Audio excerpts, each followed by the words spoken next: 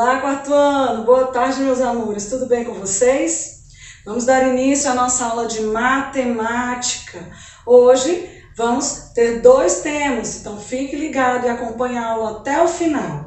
Vamos iniciar falando sobre sólidos geométricos. Bastante atenção, é uma aula bem interessante e eu tenho certeza que você vai gostar muito. Os sólidos geométricos são objetos tridimensionais que possuem largura, comprimento e altura.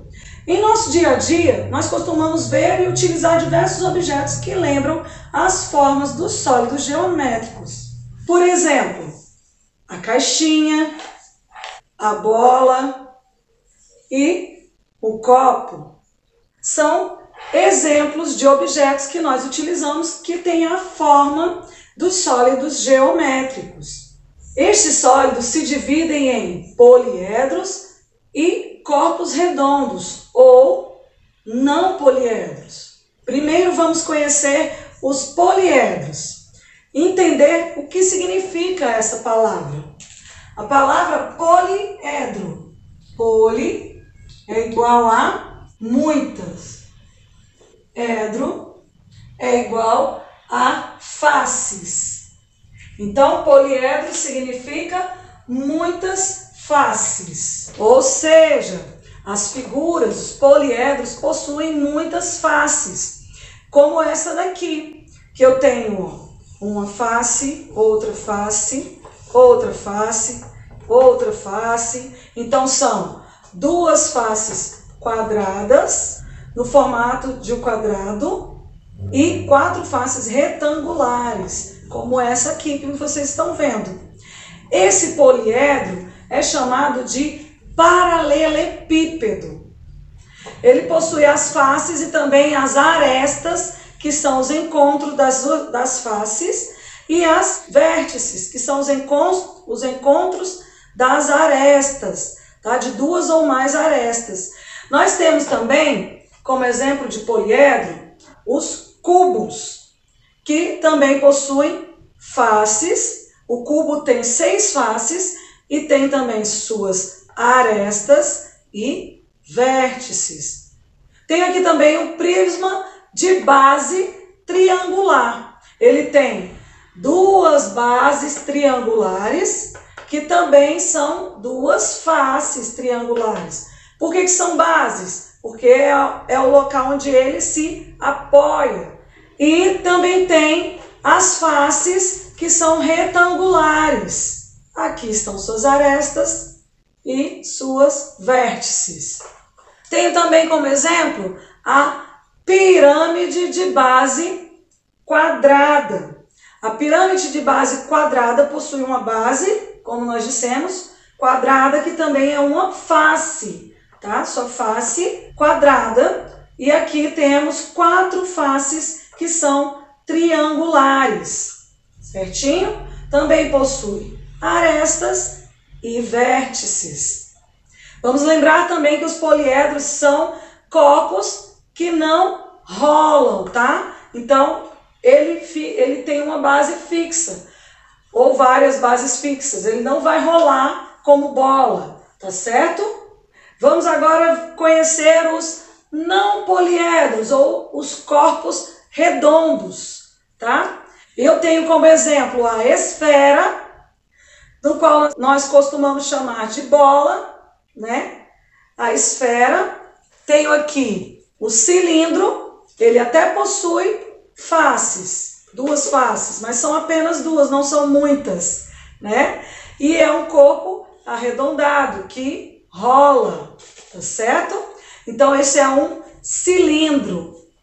E temos também como exemplo o cone, que tem apenas uma face, mas tem um formato circular e ele rola.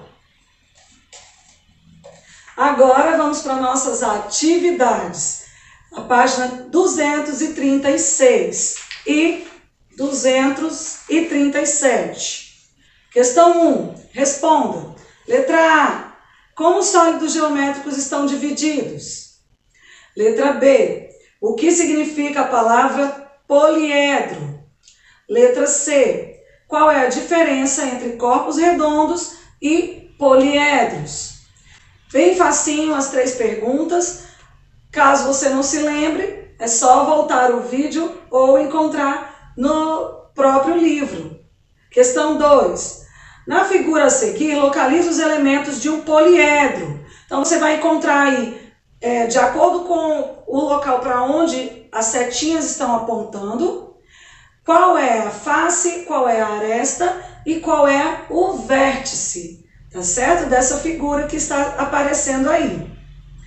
Questão 3. Observe os sólidos geométricos a seguir e escreva as suas diferenças.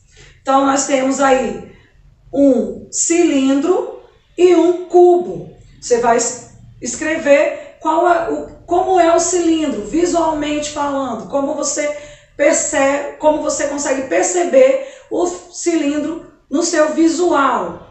E o cubo, como é o cubo, visualmente falando, como você consegue perceber o cubo, tá certo? Questão 4. Escreva os nomes dos sólidos geométricos. E aí você vai escrever, olhar cada um e, de acordo com o que nós aprendemos hoje, você vai identificar os sólidos geométricos que estão aparecendo aí. E questão 5, escreva o nome dos sólidos geométricos na coluna correta. Então temos aí os nomes paralelepípedo, esfera, cubo, cone, prisma, cilindro e pirâmide.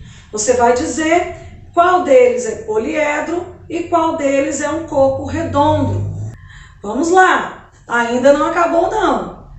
Continue aqui comigo, nós vamos falar agora sobre gráficos e tabelas. Vamos então conhecer os gráficos e tabelas de acordo com a probabilidade e estatística, tá?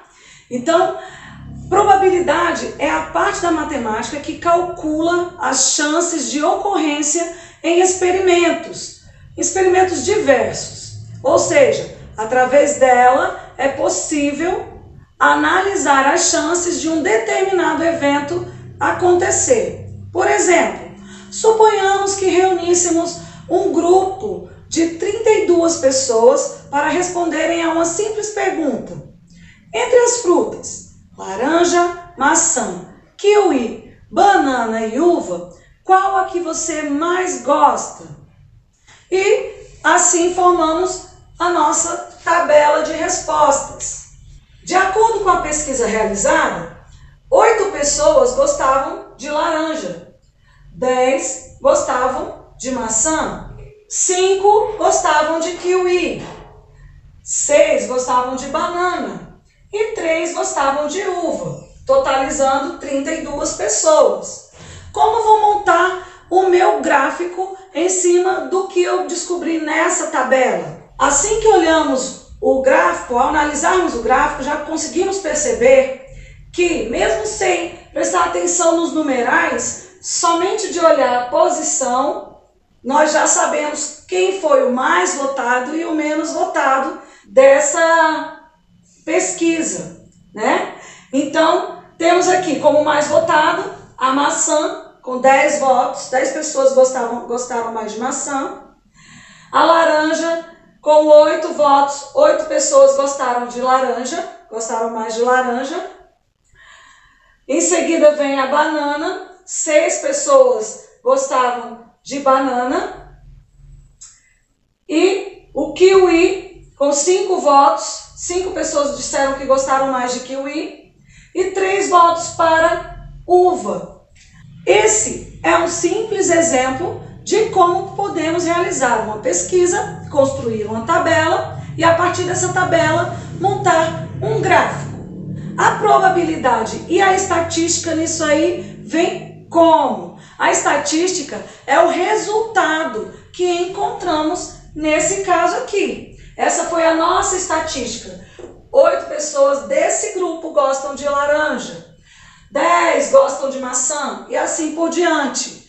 Mas é provável que, se eu perguntasse para outro grupo, também de 32 pessoas, mas 32 pessoas diferentes, é provável que esse resultado fosse igual? Que essa estatística desse a mesma? Sim, é provável. É uma probabilidade distante, mas é provável. É provável que fosse diferente? Sim, é muito provável que fosse diferente, pois tratariam de pessoas diferentes, né? É provável que algumas dessem o mesmo resultado e outras frutas dessem diferente? Também é provável, porque também estaríamos tratando de pessoas diferentes nessa pesquisa. E com esse tipo de pesquisa, nós conseguimos avaliar diversas coisas diferentes, até mesmo em relação a essas frutas. Eu poderia estar falando sobre a fruta que eles mais gostam, poderia estar falando sobre a fruta que eles menos gostam, poderia estar falando sobre a fruta que eles acham que seria a mais conhecida ou a menos conhecida, poderia estar falando do valor dessa fruta, se era mais cara, se era mais barata. Então eu poderia estar pesquisando diversas coisas utilizando esse mesmo método de tabela e gráfico. E estaria encontrando a probabilidade e a estatística referente a cada pergunta que eu quisesse realizar. Vamos agora para as atividades? Nossas atividades serão na página 239. Questão 1. A professora do 4º ano realizou uma pesquisa sobre o lanche comprado na lanchonete da escola. Observe o gráfico, complete a tabela e depois responda. De acordo com os números que você encontrar aí no gráfico, que o gráfico está mostrando, você vai completar a tabela. Então, na tabela só temos aí dizendo que são de empada, o lanche aí, a empada, a quantidade é 5, são 5. Então, quantos bolos de chocolate tem? Quantas saladas de fruta? Quanto cachorro-quente? E quanto hambúrguer foram vendidos aí nesse dia ou foram comprados?